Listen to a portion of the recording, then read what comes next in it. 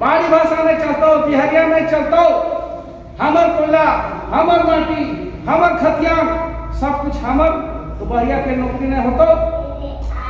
और अभी जाए ना बिहार में क्या करे बाबू, प्रचार करे गेले हैं, तो कहीं ना कहीं उनसे भी आपका समाज का, आपका झारखंडियों का भलाई नहीं होना है।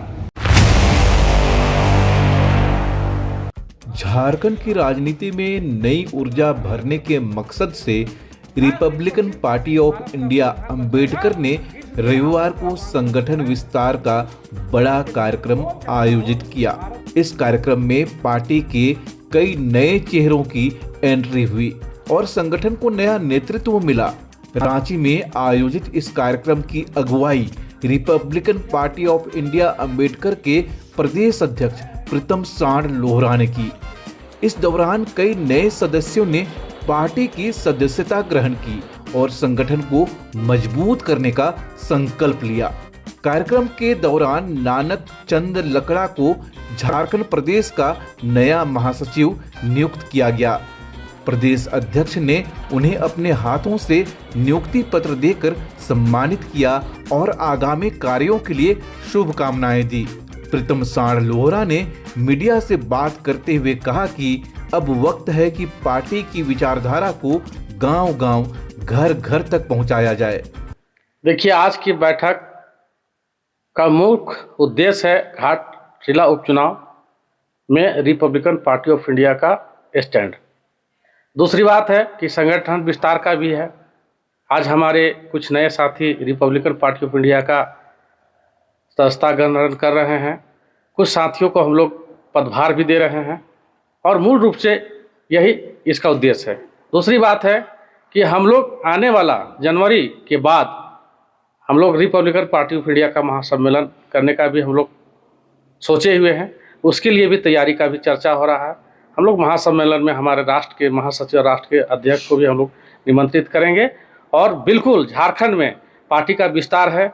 गांव-गांव जाएंगे, जिस प्रकार भी करना पड़े हम लोग भारत का संविधान का रक्षा के लिए, झारखंड का रक्षा के लिए, झारखंडियों की रक्षा के लिए और मानव सेवा के रूप से हम लोग पूरे झारखंड में संगठन को खड़ा करना चाहते हैं। देखिए, घाटशिला का चुनाव महत्वपूर्ण है और लोकतंत्र में कोई भी चुनाव महत्वपूर्ण ही होता है। लेकिन आज का हम लोग जो प्रदेश कार्यकारिणी का बैठक हुआ है, इसमें हम लोग तय किए हैं कि घाटशिला उपचुनाव में हम लोग अर्थात Republican party of India Jharkhand Mukti Morcha को समर्थन करती है। कार्यक्रम के अंत में आगामी महासम्मेलन की घोषणा की गई, जिसमें पूरे राज्य के कार्यकर्ताओं को शामिल करने की योजना बनाई गई है।